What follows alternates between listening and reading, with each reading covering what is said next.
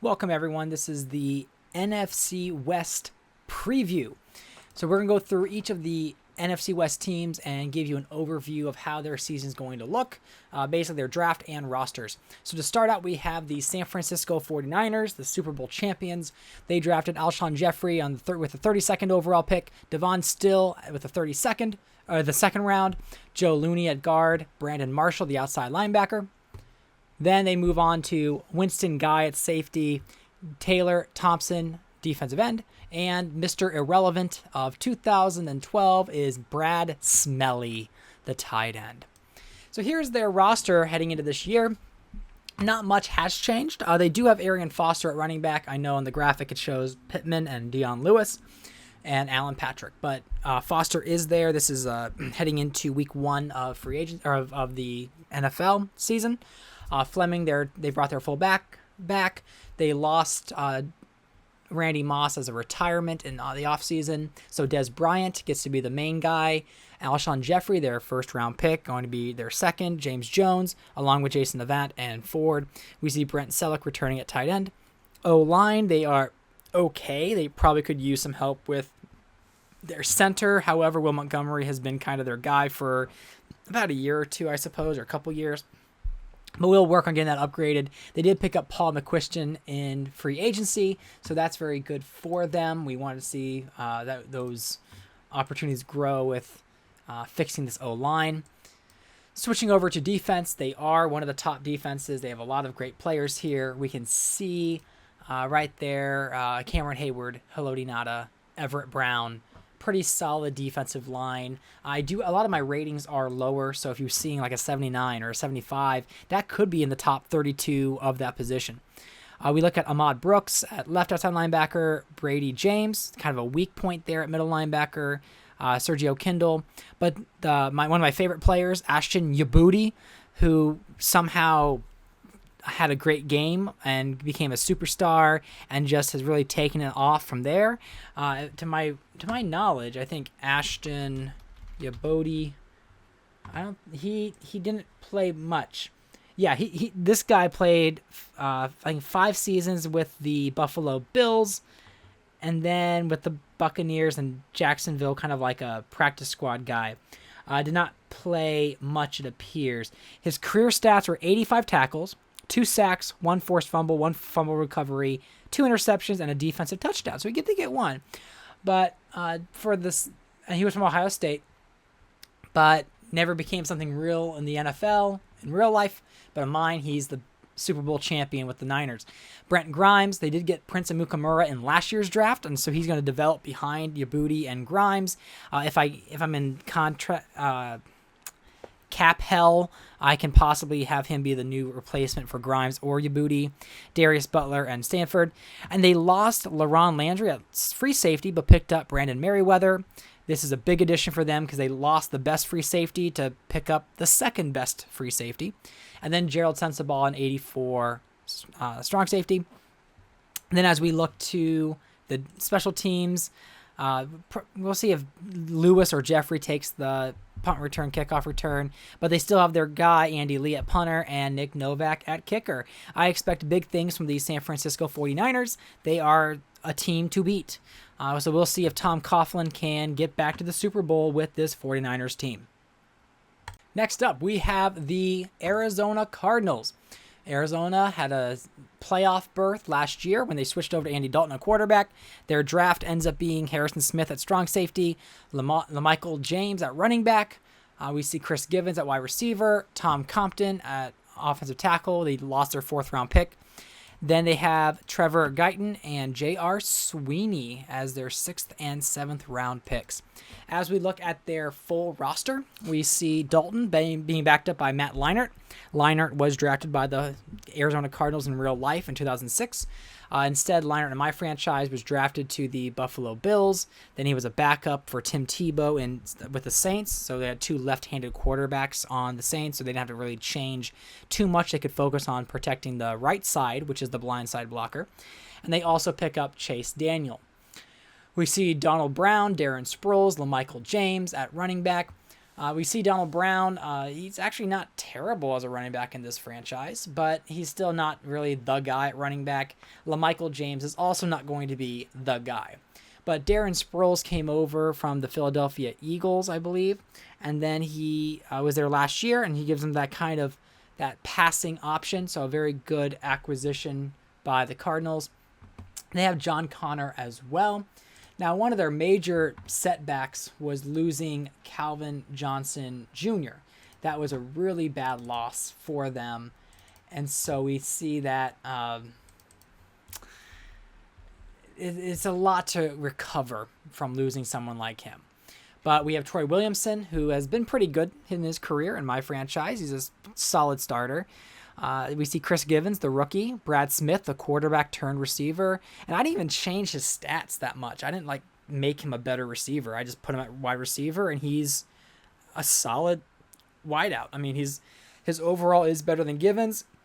However, I want to give Chris the starting job. We see Jarrell Jenigan and one of the many Mike Williams. They did trade for Dallas Clark in the offseason. So this is a playoff team. This is a playoff caliber team. So they made a move to pick up Dallas Clark. I believe that's where the 4th round pick went. And then we have Andre Smith, the young man left tackle, Dustin Fry, who was a free agent acquisition.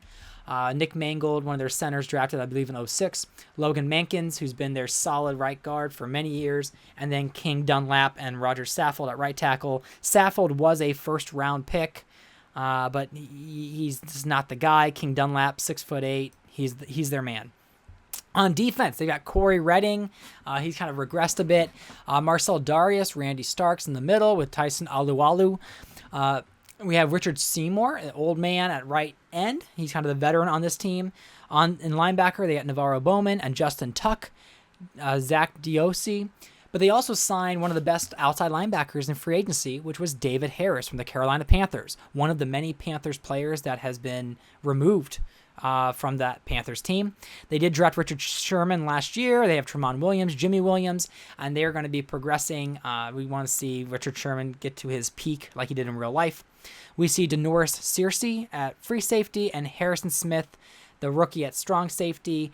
Their safeties got hit this offseason, and they're going to have to do some work to replace and to fix that gap on their team.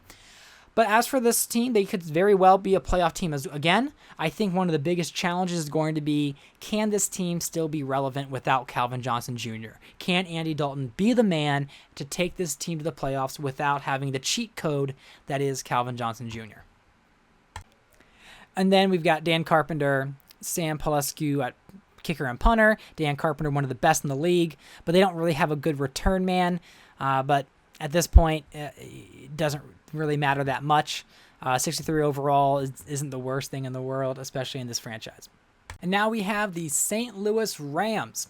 We have Andrew Luck at quarterback, the number 1 overall pick. We have Michael Brockers at defensive tackle. We also see Mitchell Schwartz at offensive tackle, Marvin Jones at wide receiver. Moving on to the later rounds, Nigel Bradham, Tashawn Gibson, and Nate Ebner at tight end. So this was a solid draft for them, especially, when you have the 1st overall pick, you tend to have the best chances at the best players. And I think Andrew Luck is going to be a significant upgrade over Jay Cutler, who was their quarterback last year. But as we look at their team, we have Andrew Luck and Mark Bulger. Bulger has not been on the team since 2002 when he was traded to the Rams. Then at running back, they have Tim Hightower, and he is replacing Willis McGahee, who really was their star on offense last year and for the last several seasons. But Tim Hightower comes over from the Philadelphia Eagles. He was their backup to Frank Gore, but he is now getting this starting job. We see Mikel LaShore, the running back there. He's not, he was somebody that's supposed to be a potential starter, but he's not going to ever really ascend to that level. Then they do have Toby Gerhart, who I have used as a running back, even though he's fullback. On wide receivers, you have Michael Crabtree, the young man, and then Roy Williams, the old man. They just drafted Marvin Jones. Laurent Robinson is going to be behind Jones on the roster. And we see Greg Salas and Reed just filling up space. Behind Martellus Bennett, who is their star tight end, we see the free agent acquisition of Joe Klopfenstein. He's 67 overall, but he is actually a very good pickup because those backup tight ends are not always in the high 60s. So Klopfenstein is able to be that for them. As for O-line, we see Quinn Ojenka, who's been their left tackle, and they did draft Schwartz, who could, I believe I might be putting him at starter either. I don't think I'm starting him right off the gate, but he's going to get there. You got Winston Justice, Bruce Nelson, Chris Cooper, and Alan Bobry. The right side significantly stronger than the left. But we'll see as this team progresses if Schwartz can become that left tackle anchor for them, or maybe I move Bobry to the left and then Mitchell Schwartz to the right, because he was drafted in Cleveland in real life. Switching over to the defense, we see I feel it's been an abysmal team. There are players that I've drafted who I thought would be good, haven't progressed that well. We've got Jared Odrick, Clinton McDonald, Robert Quinn. Now, Robert Quinn's a good pick from last year. He's going to be a solid pass rusher, probably their star pass rusher. Brocker's more of the addition to be the interior lineman. We see Robert Thomas, Curtis Lofton. They signed Kendrell Bell in free agency. We see Sean Phillips as well, the 68 overall. They did sign H.B. Blades, who kind of had he was with the Chiefs and he had a year off, and I finally brought him back for some more depth. Brandon Flowers, he gets picked up, and I think Flowers, a good free agent acquisition for them. They needed some depth there, not even depth. They needed someone who can actually defend in the secondary. Chris Culliver, Nate Ebner, the one rookie, Stephen Virgil, not a very solid cornerback room. I mean, when you have these young players like Nate Ebner, that's not full of hope. And then you have Rashad Jennings, and then Jarius Byrd, who's supposed to be improving. He's supposed to be getting to that 90s level that he was in real life, but he's still working his way there. But overall, just I believe, a weaker team. And then we look at special teams with Josh Brown and Michael Conan to finish up this Rams team. Last but not least, we have the Seattle Seahawks. Their draft, they went with Dontari Poe, more of a BPA pick there because he was still sitting there at the pick 13. We see the addition of Michael Agnew at tight end. There's not a lot of good tight ends in the league, so drafting someone like him is not a bad pick, but it's going to be a bad pick because Agnew's not a good tight end. Robert Turbin at halfback. He's just there for more filler. Ryan Lindley at quarterback will likely not see the field at all, maybe in spare backup roles. Najee Good at middle linebacker, along with Rashard Matthews and Drew Nowak, finish up the Seattle draft. As we look at their roster, we see the addition of Eli Manning, which is huge. They had Derek Anderson and Vince Young the past few years, and Derek Anderson did okay with them, but the one year that they should have made the playoffs and they were a hot team, they screwed up week 18 and they got knocked out of the playoffs, and Chicago slipped in, and they haven't been able to really recover from that. We see that Greg Schiano is not their coach. It is Pete Carroll, but I didn't change the coaches in franchise editor yet. I just noticed that there. But anyway, they did pick up Marshawn Lynch too. So they get Eli Manning and Marshawn Lynch, both from the Kansas City Chiefs. They have Robert Turbin, the rookie, and then Javon Ringer. As for receivers, they signed Josh Morgan from the New England Patriots. They had Brandon LaFell. They had Richard Lockett. And they traded for Mohamed Massaquoi because there was a trade between the Seahawks giving up Braylon Edwards to the Atlanta Falcons. We'll talk more about that trade maybe when I go to the Falcons, but they get a second round pick for Edwards, I believe it was.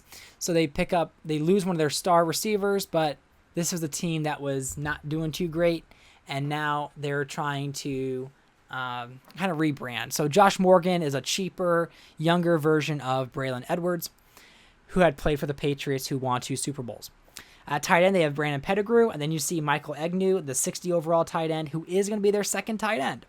On the O-line, we see Charlie Johnson. He was an acquisition this free agency. They also bring in Khalif Barnes at left guard. So they really change their left side of their line, bring in some fresh faces. Samson Satelli. They also signed Chris Kimawatu at the right guard. and they had Wade Smith there at right tackle, but they really rebranded their O-line to fit the needs of this division. Then we look on defense. We have Jeremy Mincey, who has probably exceeded his expectations. Paul Kruger behind him, who has not been exceeding his expectations. I always thought he was a little bit better than that, and he should be playing better than that. Dontari Poe is going to get the starting gig as the first overall pick for them. Alan Branch, Terrell Troop, and then Mario Williams, the veteran pass rusher, one of the best in the league. They do sign Julian Peterson, the old man from the 49ers. So they pull a division rival opponent onto their team. They also have Desmond Bishop, and then behind him is their rookie Najee Good from the 5th round. Koa Misi as right outside linebacker, great addition. Great solid player. I mean, he's not going to be a superstar, but he's solid for them. They do have Cortland Finnegan, and then they signed 2 cornerbacks for depth. They did draft Ross I. Dowling either a year or 2 ago, but they did sign Justin Miller, and they did sign Jarrett Bush to give them more DB depth. Troy Polamalu keeps aging, but he's 85 overall, solid contributor. I might consider trading him this season. I haven't made that full decision yet. But I might want to give him a chance to maybe, I don't know, win something. So we'll see if someone like the Patriots, the Colts, even the Falcons, some of these teams that are Super Bowl contenders, they might decide to make a play for Troy Polamalu. We see Brian Scott, 73 overall, as their strong safety. And then lastly, we see on their special teams, LaFell, likely the kick returner, with Finnegan at punt returner. John Potter, a young kicker. We'll see how long he stays if he doesn't improve fast enough. And Craig Jarrett at punter. So there you go. You have the NFC West overview. And more overviews to come. Hope you enjoy these videos.